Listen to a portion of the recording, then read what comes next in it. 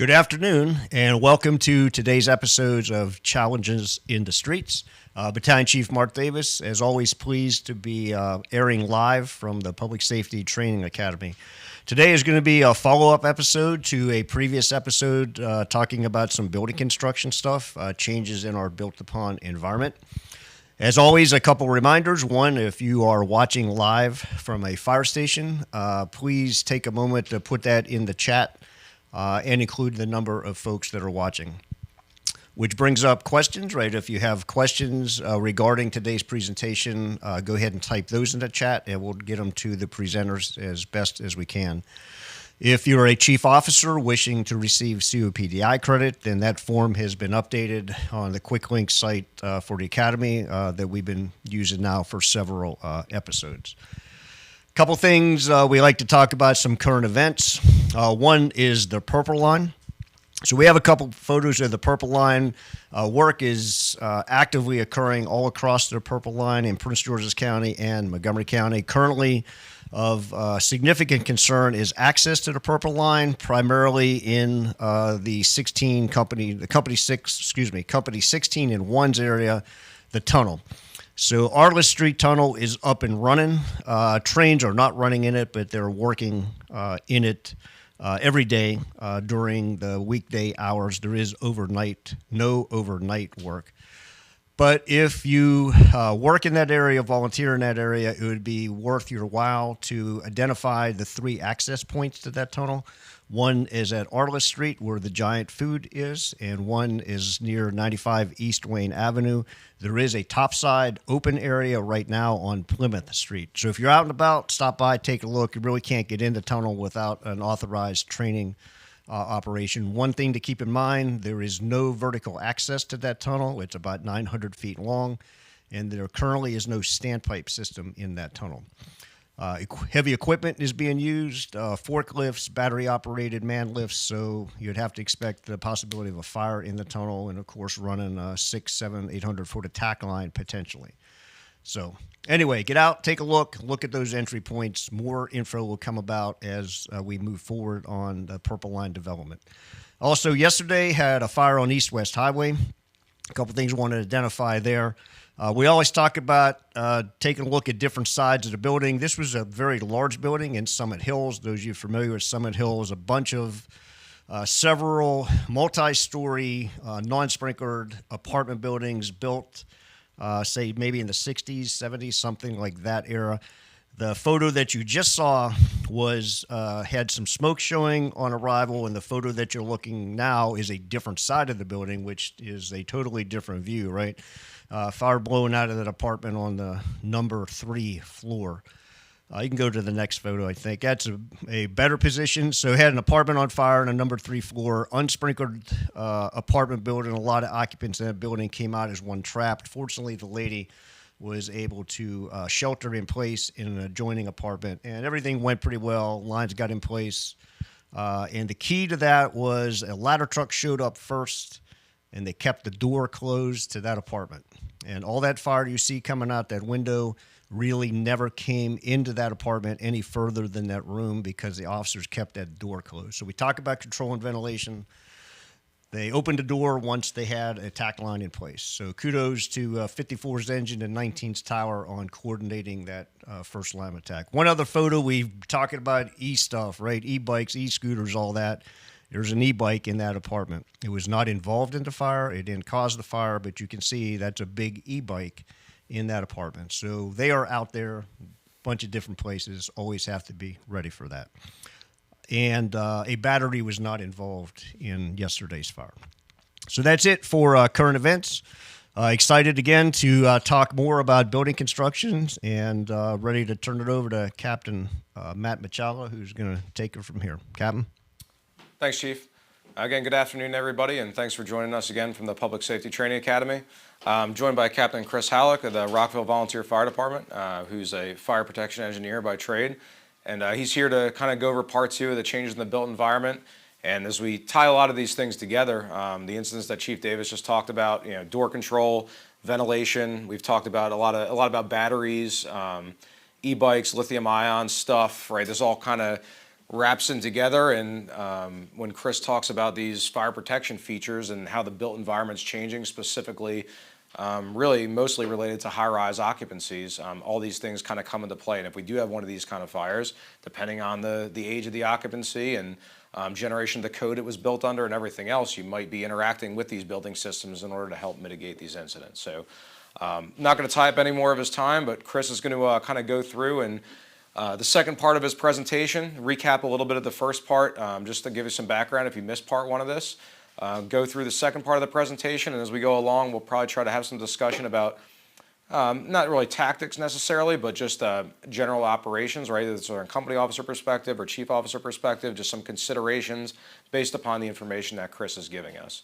As always, if you have a question, we're moderating and we're monitoring the chat, I should say. So put your question in the chat, and Chief Gibson or Chief Davis will kind of throw it out there, and we can have some back and forth and try to get all your questions answered. So without taking up any more of the time, Chris, we'll turn it over to you. Thanks, Kat. Appreciate that. So as you said, the goals of this presentation are the same as part one. This is really just an extension of the first presentation that I gave, I think exactly 3 months ago now on the date. So the goals are still the same, is to introduce the concepts of building code and construction. We're going to do the same in this presentation, kind of recapping the first episode for those who may have missed it. Then we're going to present components and features of buildings that are relevant to the fire service for our operations. We're going to exhibit what these features look like within our built environment by showing photos from a lot of buildings in the 3rd Battalion, but also just all over the county. And then we'll discuss the considerations and implications they have on our operation. This is where I'm hoping that we'll have feedback from the audience, asking questions about buildings they might have or things they have seen in operations that they've seen work or not work, and how this knowledge can be integrated with that. So our agenda is exactly the same as the first presentation, except the difference is when we get to the fire service features, we're going to be doing part 2 of this. So we're doing smoke control systems, fire service access elevators, fire command centers, and post-fire smoke removal systems. I built the agenda this way because the part 1, in my perspective, are more fire service features that people should have much more familiarity with. These are things that company officers and firefighters encounter and we react to on fire alarm calls or working fire incidents. We're very familiar with them. The part 2 are much newer features or features that we don't interact with as much. So I think that this presentation is kind of a little bit of a step up. So certainly ask any questions that you have that come up. So recapping, kind of an introduction to building codes. Actually, this is a good timing. Just yesterday, I was with the Division Chief of Commercial Building Codes, Rick Merck. Yesterday, they had a forum about when Montgomery County was going to adopt the next edition of the International Building Code. So the state of Maryland just finalized adoption of the 2021 edition of the International Building Code as of May of last year.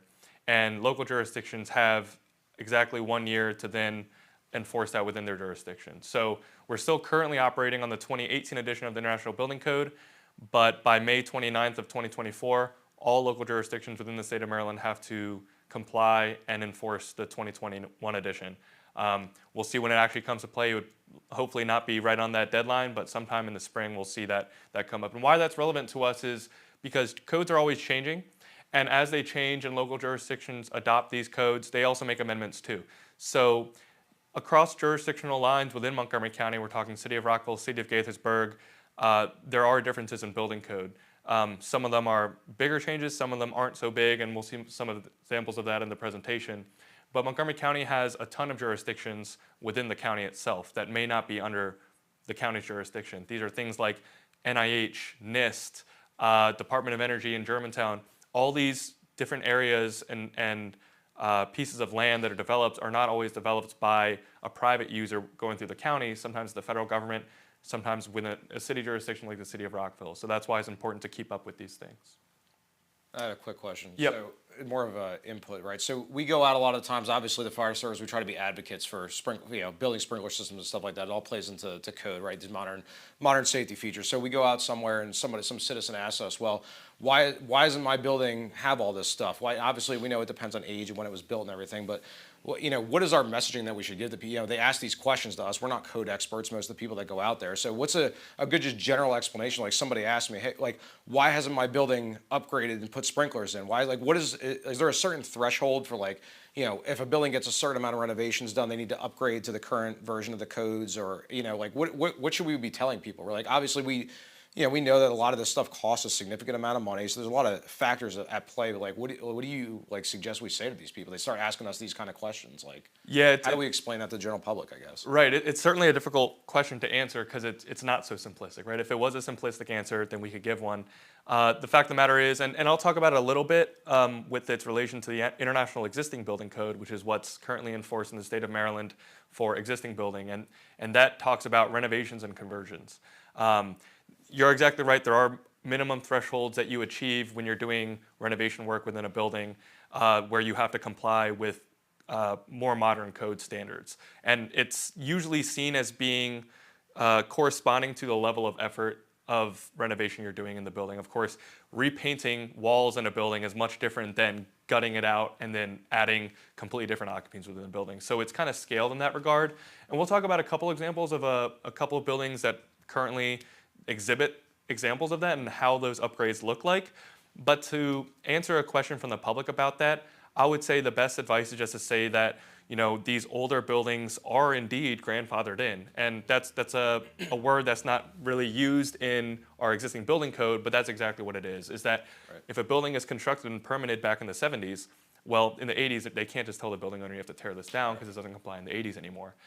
That being said, though, there's a lot of drama right now about the retroactive high-rise sprinkler requirements for existing high-rise residential buildings, and that's coming out at state level. And I mean, people are scared too, right? They see these incidents, they hear everybody talking about these, and they start thinking about it, like, they get scared and they get passionate about it, which is they rightly so. Right.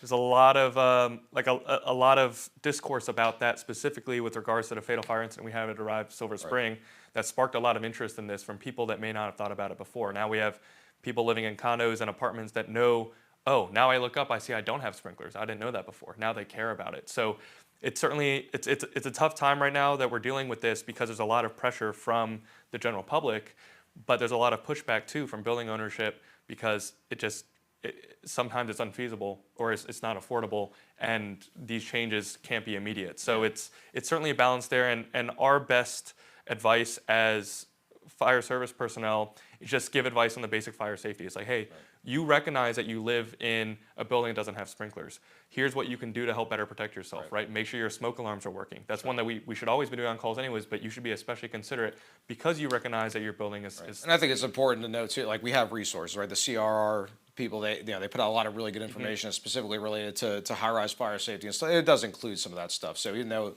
not everybody might have this, the background of the code and stuff like that, if people start asking tough questions, there are obviously resources that we can use more. And it's just something I know has come up a bunch of times. And absolutely. We try to do public outreach. So absolutely. Touch that.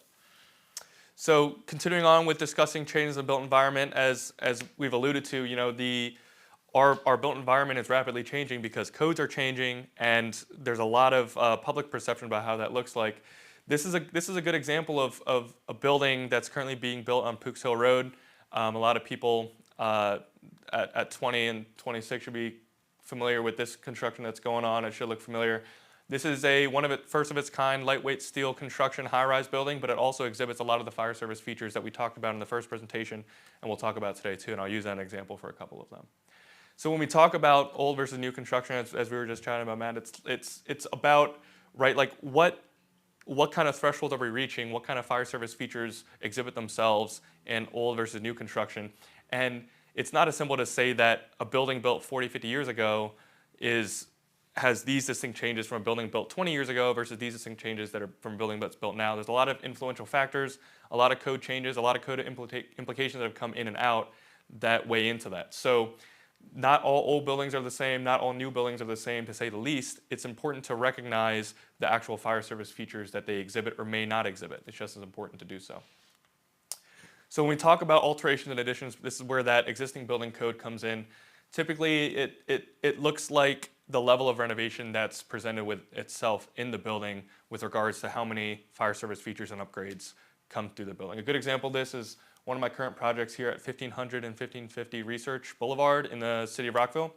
These are existing 3- and 2-story office buildings built, I think, in like the 80s, unsprinklered, unprotected steel construction, but that they weren't required to be sprinkled at the time. And in fact, now they wouldn't be required to be sprinklered, except they're converting these buildings to wet lab research spaces that use flammable materials like alcohol, flammable liquids like alcohols and stuff. So that code now requires them to have a fully sprinklered building, and then upgrade the construction type as well. So now they're actually spraying SFRM and all the steel, completely gutted that building out, spraying the steel, and then adding a sprinkler system. So from the exterior, you might not recognize an actual change in how the building is constructed, except for maybe facade changes that, it looks prettier, they paint the facade. Yeah. But the internals of the building can change rapidly too. And that's all because of just upkeep and our development. So as I said before, we're going to do part 2 here on the right side of the screen. That's our focus of today with fire service features. These are some of my favorites actually, and a lot of what I do at work.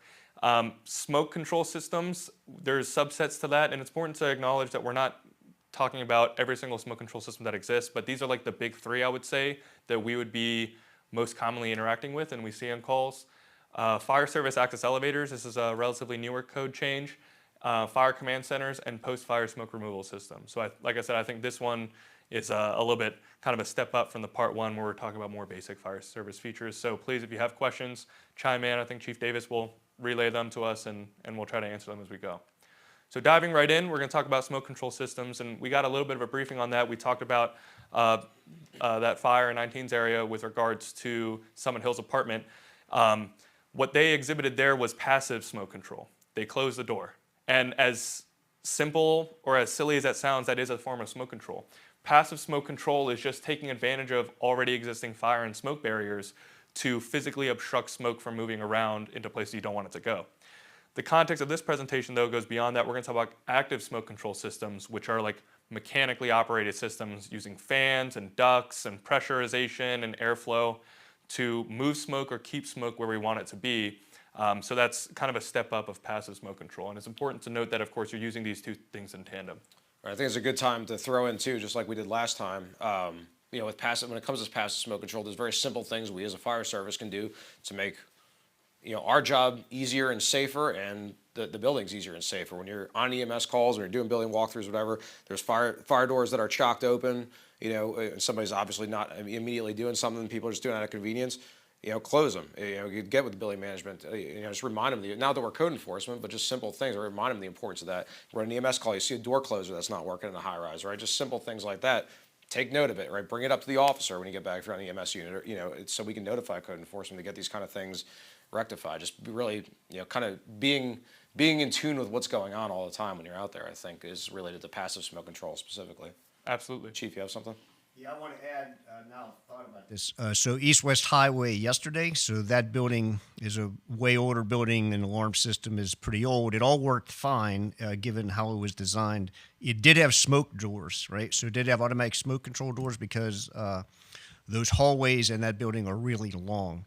And that was one of the things that you noted. So not only did the company close the door to that fire room and wait on the attack line, but then also the alarm system, when it activated, those doors also closed. So had there been more smoke propagating out in that hallway, it would have been contained.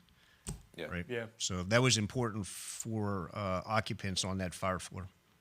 Yeah, and it's important to be aware of. The first thing is recognition that those systems are there, so that then you know and appreciate the value that they give, so you know not to, hey, I shouldn't chalk this door open, right? I should keep it closed so that we can keep smoke from moving throughout this corridor. Just that attention to detail, right? That's prevalent in everything we do. It's just, one of those other things to be mindful of.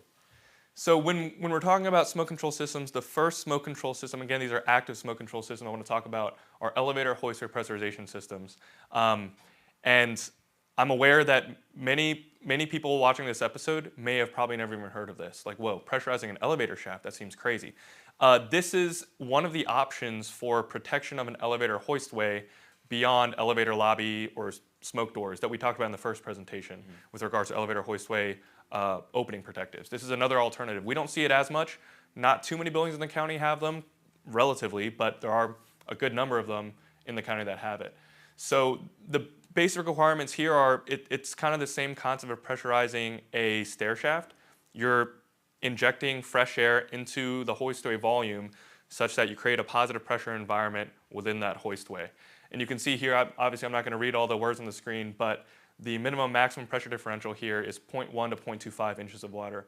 And the reason you have a minimum, of course, is that's what's seen as the minimum required so you achieve successful pressurization across the zone and the boundary so that smoke doesn't infiltrate.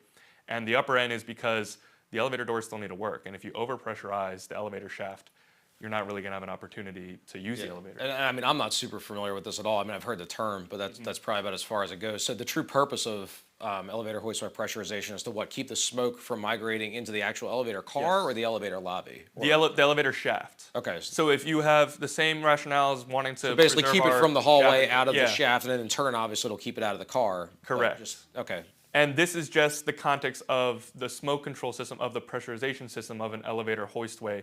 Remember, in the first episode, we talked about elevator lobbies as an alternative means of protection of the hoistway, which then, if you have elevator lobbies, you don't need pressurization. And that's what we see more commonly is we see elevator lobbies provided, which is why we don't see this too often. Basically, it gives an extra layer of protection from smoke from infiltrating the hoistway, which would compromise the elevator itself, but also could migrate to other floors. Just all in efforts to compartmentalize and keep smoke where you want it. So we're talking about pressures here, and I want to make note that the unit of measurement we're using here, inches of water, is kind of a wacky unit to think of, but we're actually all familiar with that. If you're even just an engine driver, you are already familiar with this unit of measurement, except we use feet of water. When we talk about friction loss and head loss due to elevation, when we're charging a standpipe system, we think of the weight of the water. That's exactly how this unit of pressure is measured as well. It's measured in inches of water. The reason we use this as the metric rather than like PSI is because the pressure differential that's created is not, it's much lower than a single PSI, right? So your order of magnitude of measurement of a PSI would be much less. But if you want to see on this gauge here, I actually have a manometer to demonstrate how little 0.1 to 0.25 inches of water looks like. All it takes is a little bit of a light blow into this tube, and you see that creates the pressure differential, right? It's just it's a low velocity because we're not dealing with that great amounts of pressure relatively to like when we're talking about like hose lines, right? You know, so it's important to understand that context when you're thinking of air pressure in the context of pressurizing elevator hoistways, or in this case, we're talking about stairway pressurization. It's not that much pressure relative to something. In ventilation in general, I think it's important for people to understand this, right? Because people don't understand that air is a fluid, right? As an engineer, air is considered a fluid, just like a liquid and water. So a lot of it does relate to engine driving and all that kind of, and hydraulics, right? So you're talking about volume versus pressure, right? They relate, but they're two different things. Yes. So while you might have a common hoistway with 3 different elevator cars, and it might require a large volume of air with, depending on the amount of space, it's not necessarily a high pressure, right? Is that correct? Yeah. Flow and volume are the same thing with regards to water and air as are pressure with regards to water and air when you're talking about whether it's a fire pump or a fan. An air fan is just a fire pump for air. That's all it is. And it's the same kind of fluid dynamics that you're dealing with. Chief, you got one? We do. We have a question come in from one of our chief officers asked, will moving an elevator car overcome the elevator shaft pressurization system? Yes, and so it creates something called a piston effect, and it's a good question. This is also another reason you don't see these systems too often is because they're actually really hard to design and get right. Most of these systems that I look at, they barely are achieving that minimum pressure differential because of just how much air leakage occurs in these systems and the volatility of them. The car moving in the shaft acts like a piston in your car cylinder, and that displaces and moves air with it, and that disrupts that pressure. So absolutely. And the piston effect can be so great sometimes if there's no pressurization in the elevator shaft, that the piston effect can actually create negative and positive pressures that fluctuate in the shaft and draw and expel air or smoke into the shaft. So that's one reason why these are less sought after, I would say, compared to elevator lobbies, because elevator lobbies rely on another additional boundary created between the hoistway opening and the rest of the floor. And that's why they're seen as being more reliable, more robust, rather than relying on elevator hoistway pressurization system. That was a great question. Is all we had, Chief? Yep. Okay, perfect. So moving on to stairway pressurization systems, it's the same exact thing, right? I mean, the concept's exactly the same. We're pressurizing a shaft, and we're injecting air into the shaft to create that positive pressure environment. When we're talking about the concept of stairways, though, our minimum maximum pressure differentials are a little bit different. We have 0.1 to 0.35 inches of water. That upper limit is because you can overpressurize the stair shaft too. If you have too much air pressure in the stair shaft, people aren't going to be able to open the doors, because stair doors are going to be inward swinging in the direction of egress travel. And if you have a positive pressure in the stair, all that air pressure is pushing back on that door. And even though 0.1 inches of water doesn't sound like a lot, it's like 0.004 or something like that PSI. When you put that over the entire area of a whole door, that becomes a lot of. Well, it's the same concept with a dry pipe valve in a sprinkler system. A lower pressure of Yes. air over a larger space can hold back the water. Exactly. So when you distribute that pressure over a large door, and some of these doors are even bigger than just a 32, 33-inch door. Some Right. of these are like 40-inch doors because they need more egress through the stair. That can create an issue. This is on the right here. We have a basic layout of a stairway pressurization system. All it is a fan that injects air into the shaft. Sometimes they're built with an extra shaft with ductwork that injects air at multiple points, and we can see kind of what that looks like in these photos here. But the general premise is it's no more complex than the fans we carry in our rigs to pressurize a stair. It's just it's already built in. The features of stairway pressurization systems, though, allow them to operate with more kind of reliability, I would say is the right word, because it can distribute air more evenly across the stairway, because it's a built condition. Rather than us trying to inject air at the lowest point in the stair, you have air that's more well distributed throughout, you can get better pressures. Another important thing to note on the top there, we see a vent to the outside, we'll talk about that in a sec. That's not a vent for smoke exhaust, for using the stair as an exhaust point. That's a vent to exhaust extra air pressure, to relieve air, so that you don't overpressurize the stair. And we'll see some examples. Something cool to note about Montgomery County. Montgomery County is the only jurisdiction that I've ever worked with that actually amends the requirements from the base building code. There's a lot of text on the screen, but really this is just, it makes Montgomery County stairway pressurization systems more robust. They have more durability with regards to when doors are left open. They can overcome that a little bit more, obviously to a limited extent. But modern stairway pressurization systems in the county are built to a higher standard and require generally larger fans to be sized for them. These are just some components and features of what they look like. On the left here, we have the barometric relief dampers, or the vents that we saw on that image. These are gravity dampers there on the left. So the way they work is that if there's enough air pressure in the stair, it blows open that leaf. It has a weight on it, and it blows open that leaf to allow the air to discharge. Again, the reason for that is fans aren't smart. A fan's just going to drive and flow air. If it overpressurizes the stair, you want to relieve that air. And they have these relief openings so that it can accommodate the difference created when you open and close doors. So if I opened a door, like a man door in that stair, that would cause the pressure to relieve. Those louvers would close to balance the pressure out. So it's all just a balancing act. Yeah. The middle photo shows an example of what a stairway pressurization discharge vent or louver could look like within a stair, and that's just where the air comes in. On the right side here, we got some roof fans that are serving that stair, and that what pressurizes the stair. Here we have a good example. This is 5901 Montrose. This is the Arrive North Bethesda it's been rebranded as. This building actually has 4 stairways. Only 2 of them are pressurized, which are stairs 2 and 3, and that came after a retroactive fitting, and you can tell that it's retroactive because they just dropped that stairway pressurization duct right in the stair shaft itself, and that's what that fan looks like there as an axial inline fan.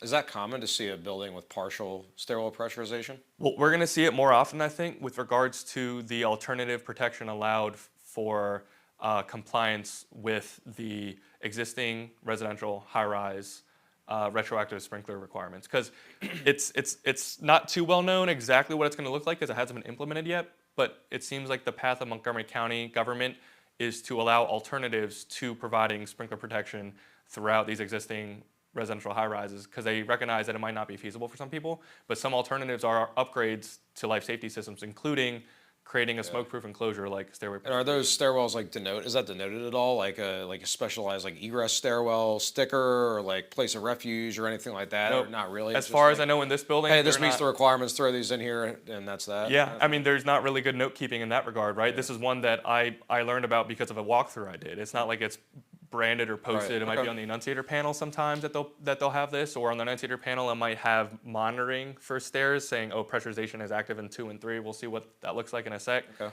But those are your only hints. You just have to kind of look for these things and to tell if it actually is. Yes, we'll talk about that after you talk about the next Yeah. about recognition from an officer or chief officer or even backstep perspective. Yeah, absolutely. So this is kind of more examples of what stairway pressurization looks like. You can see on the left there's my manometer. That was at 2 Montgomery Village Ave, testing there. That's the Holiday Inn Gaithersburg, testing their stairway press. It's pretty good, 0.29 inches of water, right? So they're towards the upper limit of that threshold. There we have another look of what a barometric relief damper could look like, as well as an air inlet for the stairway pressurization. And on the right here, that's the fan for 2 Montgomery Village Ave. It's actually not in the exterior of the building. It's underneath the last stair landing, which is kind of interesting. That's the only time I've seen something like that where the fan was actually in the stair. So the interesting things to note if you're in that stair, you're like, oh, I wonder what this door is for. It's actually for the stair press, right? So moving on, we're going to talk about our last smoke control system, which are Atrium smoke exhaust systems. So the method of protection that these provide is different than stairway pressurization or elevator hoistway pressurization because it's not a pressurization system. The objective here is not to create air pressure to contain smoke, it's rather to move smoke and actually exhaust it out of the building. These are required in atriums that are 3 stories or greater, or in 2-story atriums in these certain occupancy types for like hospitals and stuff.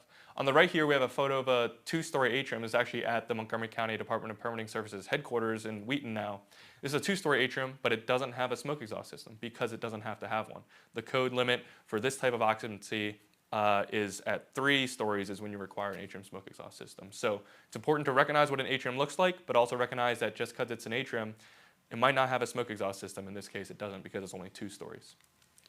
Now, is there any requirements to how those atrium, sorry if you're going to cover it at all, but like the interface with other fire protection systems, right? So in my mind, if I have a 3-story atrium with a smoke exhaust system, is it if there's a large amount of combustibles in that lobby for whatever reason, is it a potential that can contribute to fire growth too? Is that like Yeah, and that's a big concern when it comes to design. And when you're designing these systems, you have to keep your airflow, your air velocities in that atrium low enough so you don't disturb it. Okay. NFPA 92 actually has requirements, which is the smoke control code, has requirements to limit the velocity of airflow through the atrium to 200 feet per minute or less, because beyond that is when disruption and kind of so it is taken configuration into of the fire- account with the design Absolutely. of the systems. Okay, cool. Yeah, when these systems are designed, That's they the have first to thing that go popped through into my head. I'm like, man, a huge Yeah. atrium, like they have a huge live Christmas tree or something like that in there, and they're drawing, just feeding drawing all the this air fire. through. I'm like, that'd be Right. crazy, with all these egress doors open or whatever. It's a big concern, right? Because it can be harmful to exhaust too much air because then your velocities drive up and now you're blasting turbulent smoke all over the building when you don't want to do that. So the general premise of atrium smoke exhaust systems is just to keep the smoke layer or the smoke itself really away from people. Pretty simple, right? We want to keep people in a tenable environment. So most often it'll be smoke exhausted from the top of the atrium, and then you'll have to replace that makeup air somehow, or else you're going to create a huge pressure differential in the building. So you make up that air in the lower areas of the atrium, either like mechanically ducted air through like their HVAC units, or sometimes you'll see automatically opening doors. Yeah. So there's a couple smoke exhaust systems in Station 3's first due at Judicial Center and the District Court and the Circuit Court.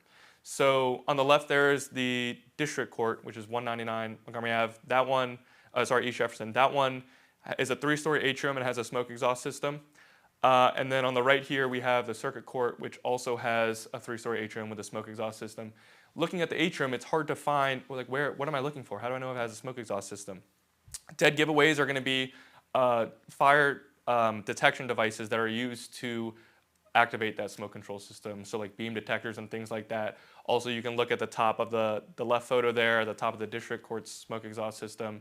There's you can see the intake louvers at the ceiling there. They're architecturally aesthetic. You wouldn't be able to tell for an untrained eye, but that's the kind of stuff you're looking for with these systems, because you have to exhaust the air out of that volume at some location.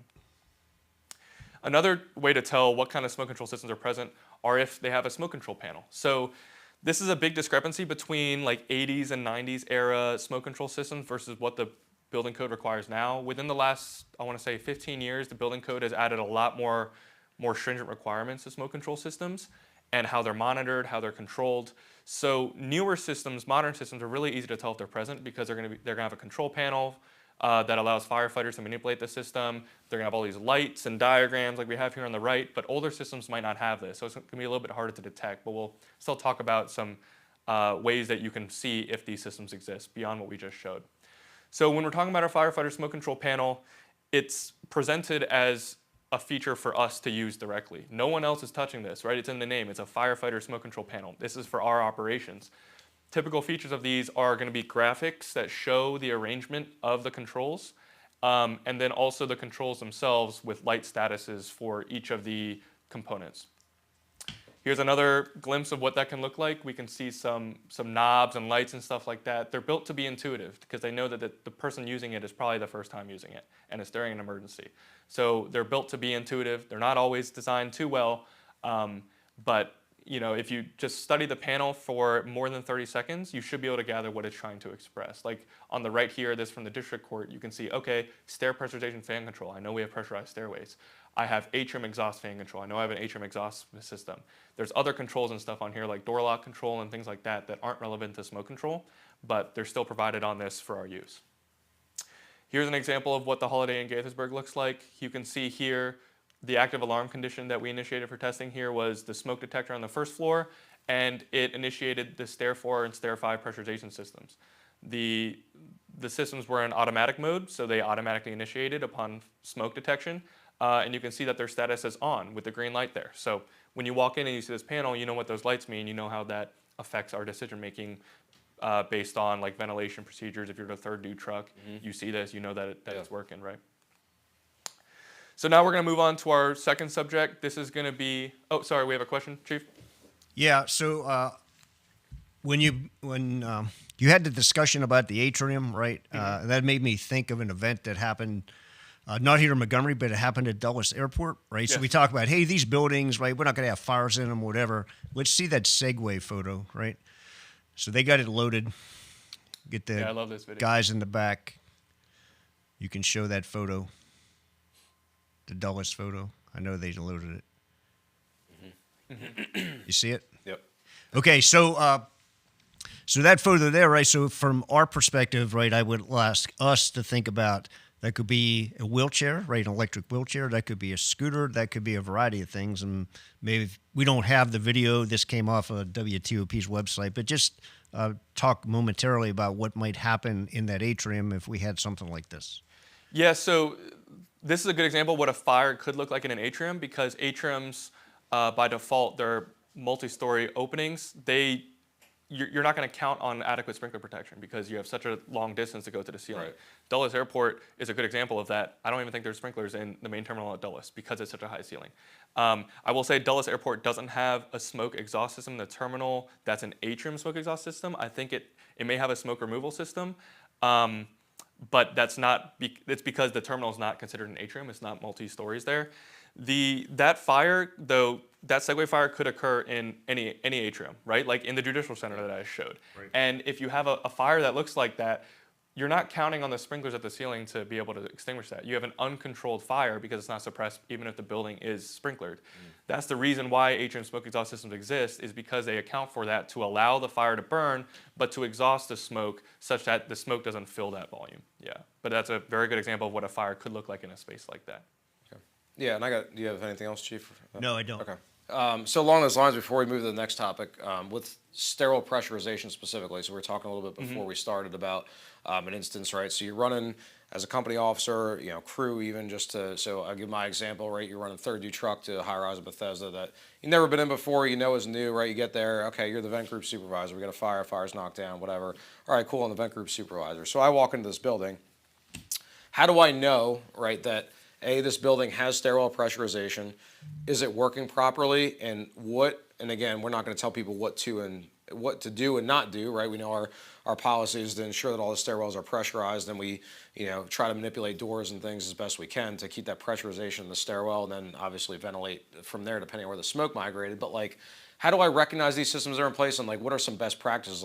On that incident, I didn't go to the fire control room to check the panel, to look at the lights, see if the sterile pressure is. I got in the stairwell and I felt it, and I knew there was, really only one fan, if anything, operating. There's way more volume than that fan was producing. So I kind of assumed that it was in place and operating properly. But like, should I have gone to the fire control room? Like, I'm not going to tell people what to do, but what are just some best practices you think as it relates to that? So I mean, there's a lot of hints and clues that could occur. I'm not going to say they all will present themselves, but one is on the graphic annunciator panel when you enter the building, which you'd be checking anyways. If it has anything that says like stairway pressurization. Will it always have that, or like will it come up as like a supervisor, as like a trouble signal, even on an annunciator? Yeah, maybe, I mean, like so like pressurization the one I is showed at where were we? Oh no, we're in fire smoke control panels, right? Like the one I showed here at the Holiday Inn in Gaithersburg, right? If you just glance at this panel, you might miss that. It's in the bottom left corner, but it is there. That's an obvious hint that okay, stair 4 and stair 5 have stair press, but this building has stairs 1 through 3, and 1 through 3 are not pressurized. That should also give you hints to that. The other thing is, besides the obvious annunciation on like a graphic annunciator panel or in the fire control room on the actual like the fire alarm control panel itself, is you can physically check. And Cap, you said that when you open that door, you could feel the air. You can also hear it. You can hear those fans running. You can see those grills in the shaft, and if you feel like it won't feel like a lot of airflow out of those grills unless you have a door open, because again, it's a static pressure. But when you're opening a door into that stair, you'll feel resistance. When you're first pushing on that door, you'll feel resistance, and when you break that seal, if you will, you should feel that velocity coming through that crack. Beyond that, though, the door should be easier to open, but regardless, you'll have that evidence presented to you if you're looking for it. Now, it's really easy, right? We're thinking about 50 different things as company officers when we're going up the stairs, so it's really easy to just open a door and not even think twice about that. But that's a good thing to look out for in high-rise buildings is, hey, when I open that door, did I feel that resistance? Do I hear this airflow in this stair? Is this stair pressurized? Those are things to look out for. Obviously, a lot of factors. One more, and it's a purely opinion question. In this building, say one line fire. It was in check by the sprinkler. You had to put it out 1 line fire. So the doorway going out from the attack stairwell is propped open to allow the line through. You have stairway pressurization. It's functioning, so you're keeping that stairwell clean. Now we need to ventilate that floor because smoke's still migrated, obviously, out of the fire apartment into the hallway. Let's say. Where should my first fan go? How do I most effectively ventilate that? Do I need to pressurize the stairwell, or do I just put it in the hallway then to try to get the smoke that's remote in that hallway back out through that fire apartment? What should I do? Yeah, well, and we'll talk about this a little bit with post-fire smoke removal systems, but in buildings that don't have those, sometimes your best option is like, okay, where is the smoke currently located, and how can I keep that smoke from going beyond that, and where can I put this smoke without putting the smoke too many places where it's not already?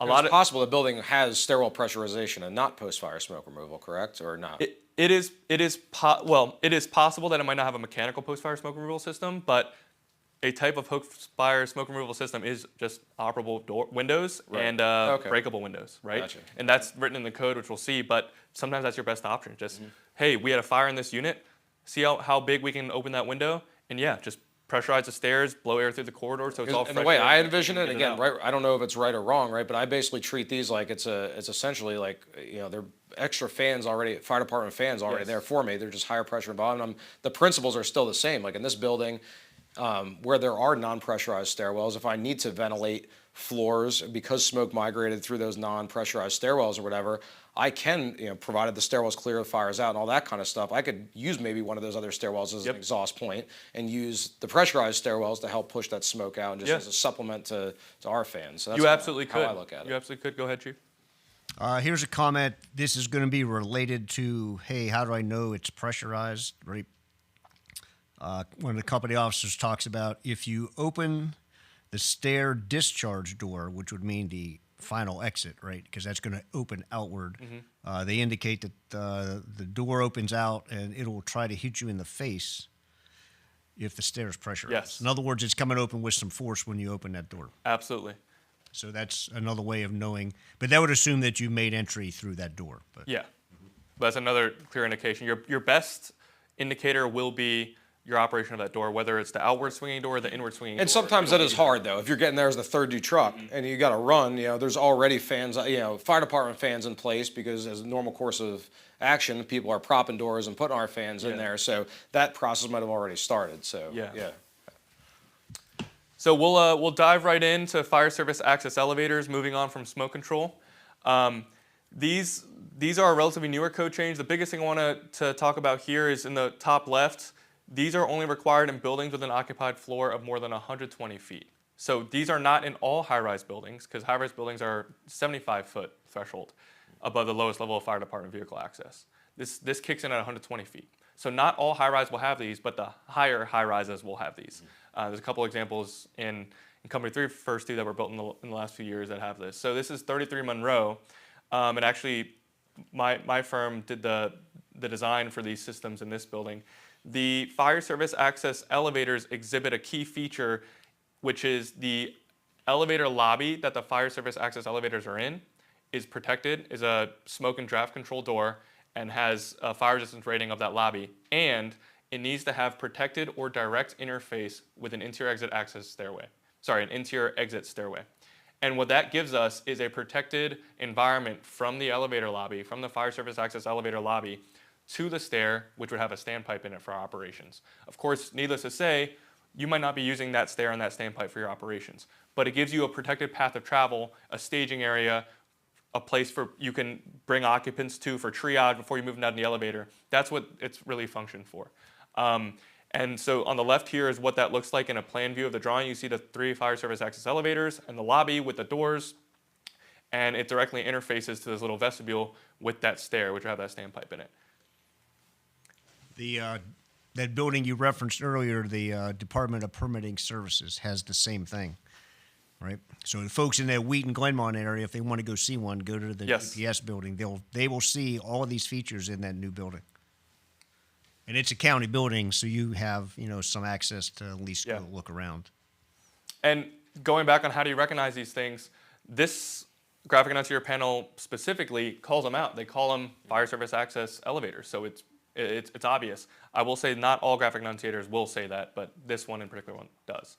And I think the thing that's most beneficial for us or prevalent is not that we're necessarily, obviously we're not going to be going and just taking elevators to the fire floor because we think a building has this, right? That's important to note. But the biggest thing is I think victim removal, as we've seen that a couple times in high rise, the enclave, and everywhere else, right? Where we need to, how are we getting these people out? Is it the stairwell, the elevator? So if we have this to help protect us to get those out and potentially down firefighters, a RIT scenario or whatever, right? Always egressing these people off the fire floor, then eventually all the way down is problem, is a problem. I mean, I've been to fires where you're dragging somebody down the end of the hallway to the stairwell just to drag them back down to get them to an elevator lobby that's tenable to then bring them down an elevator. So this is huge for stuff like that. And that's exactly the intent is to us have a safe operating environment because these are more challenging buildings, because we're above that 1 to 20 foot threshold.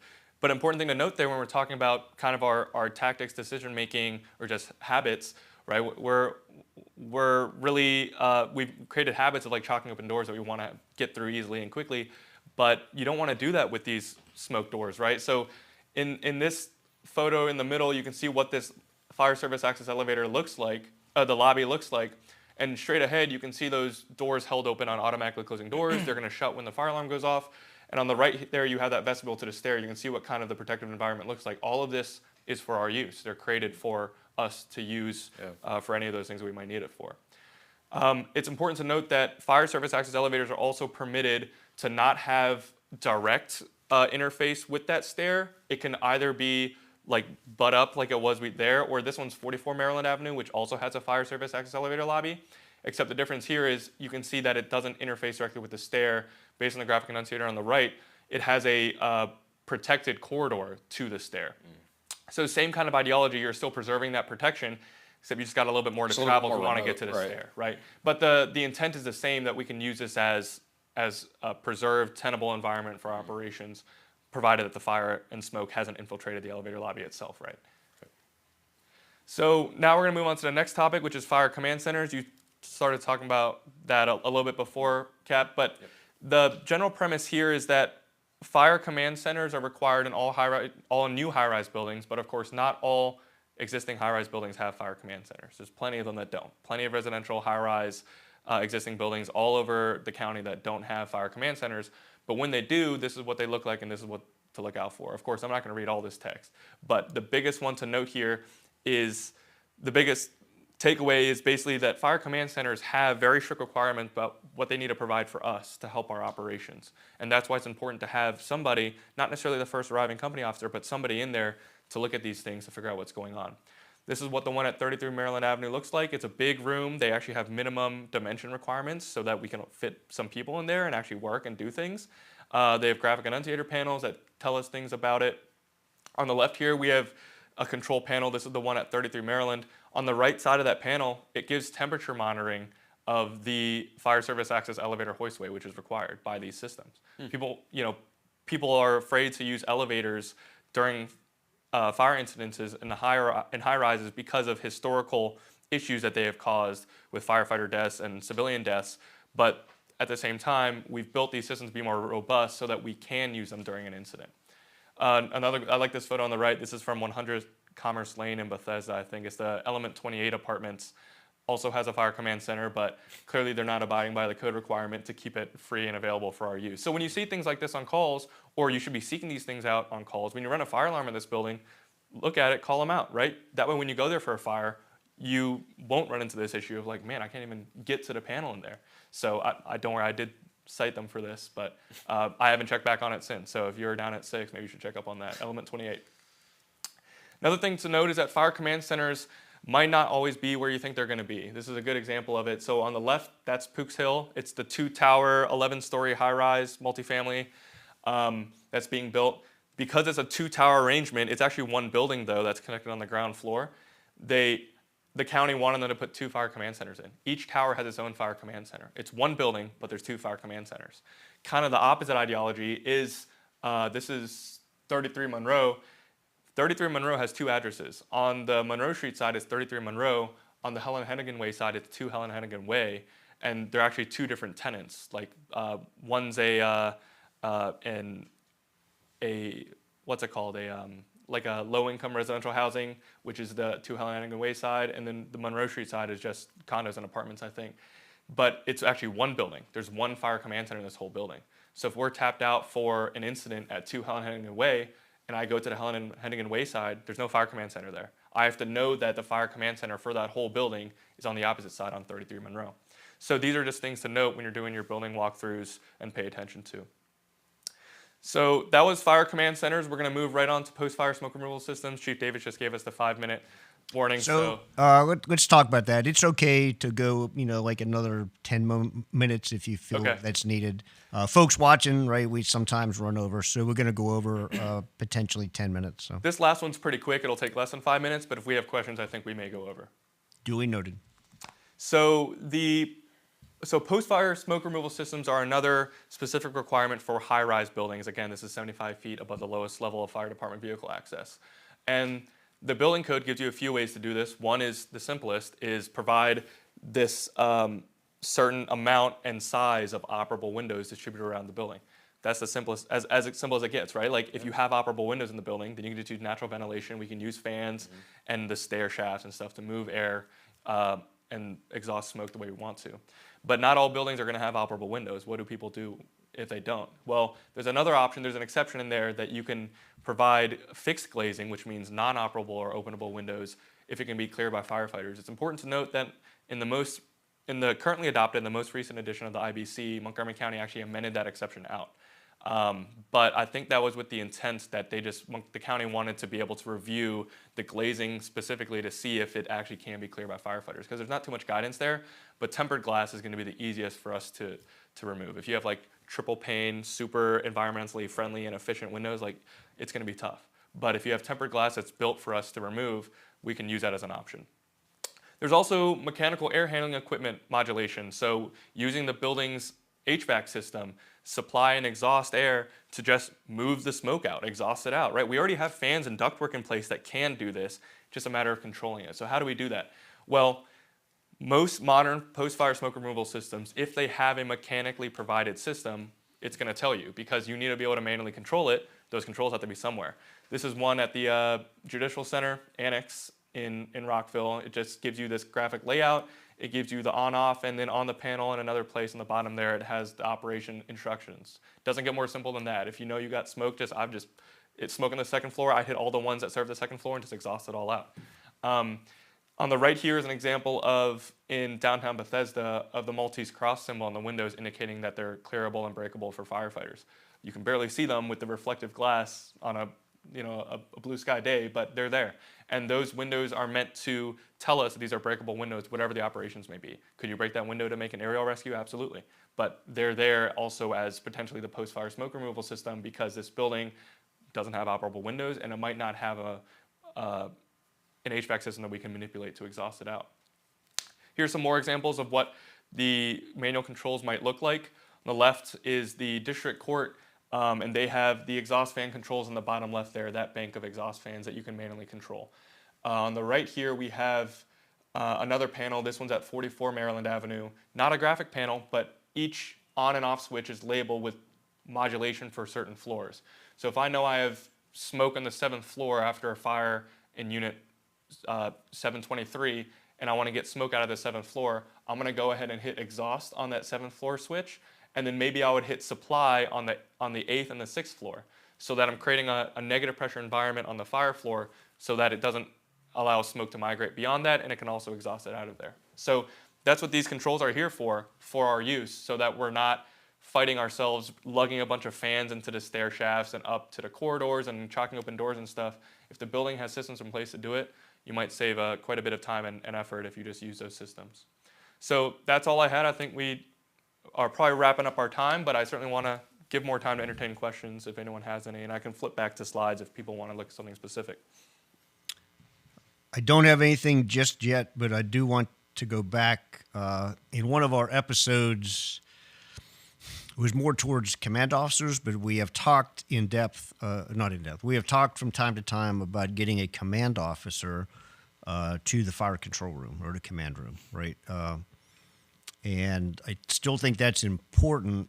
We often have, would I forego that in terms of having a second chief in the car? Probably not, but if we have other chiefs coming, right, on one of these newer buildings where I have some complex incident, then probably that command center is pretty important, right?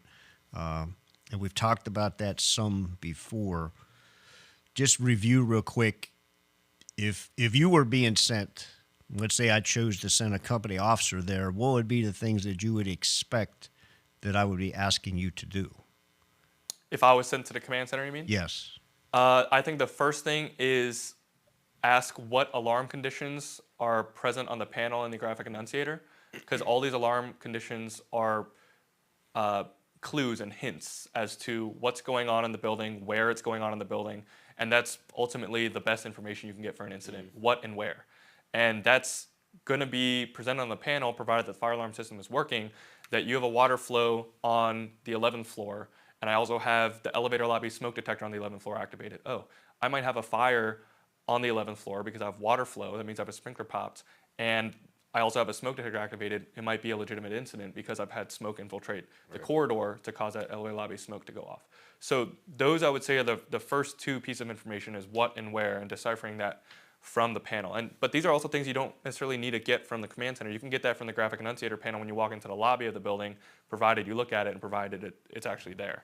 If you make entryway into the building from a point that's not a fire department access point, like if I go in like the back garage entrance or something, I might miss that. The things that you might not see on a graphic enunciator panel that you would see in a fire command center are all these other monitoring things that we saw. Obviously, I'm not going to read this list, but there's a lot of things in there that are pertinent to us. One of them that I didn't even talk about is monitoring of our bidirectional amplifier systems, our BDA systems, which is just in-building VRS, basically. It is a antenna distribution system throughout the building that boosts our signal so that we can get good communication within the building. And that's monitored and status by the fire alarm system on the panel. And if it's during a fault or a trouble, if it's not operational, it'll tell you. It'll have a light that monitors that, and that's also important for us to know as well. Hey, maybe that's why I'm not getting good communication in here, because these are big buildings. I think it's good to talk about too from a company officer perspective. We always encourage people and tell the first arriving company, hey, check the enunciator panel. Like you said, everything's a clue, even if it's before you're running as a fire alarm. If I get there and I go in the ISO basement water flow, and then I have smoke, elevator lobby smoke on floors 14 through 18, like, do I have a trash compactor on fire, a fire in the trash chute, smoke migrate you could you instantly pretty much get some clues. Like we were talking about last time in part one, if I walk into a building, the fire alarm is going off, whether it's a box alarm, fire alarm, or whatever, and all the elevators are recalled to the lobby. okay, well, I probably have an elevator device and alarm. Now, is it just somebody burned food and then migrated to the elevator lobby, or do I have a fire in the machine room? Like, you can immediately start kind of queuing in some things to help, in your decision making. Right, and that was 13th Street, right, a couple of weeks ago. One in 19, right, go for a routine automatic fire alarm. And yes, the fire alarm's going off, but you also have water flow. And oh, by the way, there's a fire in the fourth floor apartment that the sprinkler controlled, but you still got smoke and all that stuff. So, right. Absolutely. And the alarm panel was important because somebody looked at it and they saw that they had multiple devices activated. Yeah. And that all went together. So The way I see it is that the fire command center, I mean, with the requirements of where they're placed, right, they have to be 50 feet within the fire from the fire department access road, and they also have to be right at the front entrance, the address side of the building. Yeah. Like, they're built for us to get a quick response to. Right. Of course, it's not my authority to tell everyone, hey, all the company officers, the first arriving engine officer, this is where you need to go. Absolutely not what I'm trying to say. But is it important to get somebody in there? Absolutely. At some point in the incident, we should have a company or a command officer in that room so we can know what's going on and keep up with it. And also to manually operate these controls. We saw all the manual stairway pressurization controls and stuff like that, and also post-fire smoke removal. That's all going to be in there. So we need someone there. Being a company officer, I've thought about it in the context of being assigned as the event group supervisor. It's happened a bunch of times. Like, you just, okay, yeah, cool, I can do this. But now I got a 20-story high-rise. Hopefully with all, in a modern building with all these features, I wouldn't have that much smoke migration. But if I did, like, don't be afraid to ask for more companies. Like, yeah, I'm the supervisor. Doesn't mean I have to do it with 3 people, right? Especially if I'm the supervisor, maybe I want to go to the fire control room to try to manipulate these fans and exhaust systems and stuff like that, and then have my driver and back step person to the other company or whoever it is start manipulating and making sure the doors are controlled appropriately and stuff to give us an alternate talk group, get whatever to try to more efficiently ventilate these buildings. So yeah, it's all really good knowledge. Do you have anything else that popped up? I got one more point. no, I'm going to say I have the authority to tell you that I'm expecting you to look at that alarm panel. Right. Right. Right. You are Absolutely. foolish if you do not. If you're going 1-in-1 on an automatic fire alarm, our systems are really well designed. We have strong codes, right? And they are supposed to do what they're supposed to do. And yes, we go for false alarms a whole bunch, but you need one of you two, meaning if you're the engine and truck officer, you need to be looking at that panel before you take action. Yeah, I think it's an integral part of your SIR. That's right. Right. I mean, That's right. For high-rise buildings, because your conditions aren't going to be nearly as evident likely in these large structures. You're gonna get on a side off of the building and look up, and it's like It's more it's context clues built by Yeah. the thing, those not fire or smoke showing, but what's on the other side of your panel, how many people are, Right. rolling out of this building at 2 a.m. with soot, coming out of their noses and stuff like, okay, yeah, To me, something's what it going says on here is right? more Right. important than Yeah. I saw a column going down the road. I can see there's Yeah. fire coming out of a window. Right, you somewhere. have more context Yeah. here almost. But from right? the street, I can barely even tell what floor it is what Yeah. how I'm going to get there. But from this panel, that's going to tell you all those things. Yeah, I said another important thing with all this, right? We don't go to a building assuming it's not going to be on fire or assuming we're not going to have smoke migration because it's new or we have all these features, Absolutely. right? Understanding them, recognizing them, using them to our advantage if we're there, but going there prepared that this building has none of these and we need to maintain our principles of what we know about positive pressure ventilation, how we operate, just same thing, you go into a fire alarm, we're going to assume the building's on fire until proven otherwise. Same thing, we're going to assume this building has none of these systems or none of them are operating properly until proven otherwise. Absolutely. So I think that's the important point there. All right. Sounds good. All right. Well, thanks again, Chris. We appreciate Thank you coming. you. It's all really good information. Again, I encourage everybody to continue to educate themselves whether it's through the NIST and UL stuff, talking to guys like Chris, getting out, looking at your buildings, whatever it is. Really good information for everybody. Just to wrap up, a couple things. We may or may not have another episode before the holidays, whether it's from the command post or boss talk. We have some things in the works. We're just not sure if it's going to be able to be ironed out with schedules and things. We definitely have our new series that's going to be focused on the driver operator. That's going to be coming in the new year. The first episode of that's going to be airing on January 10th. So we're all really excited to get that together and get that aired starting the beginning of the year.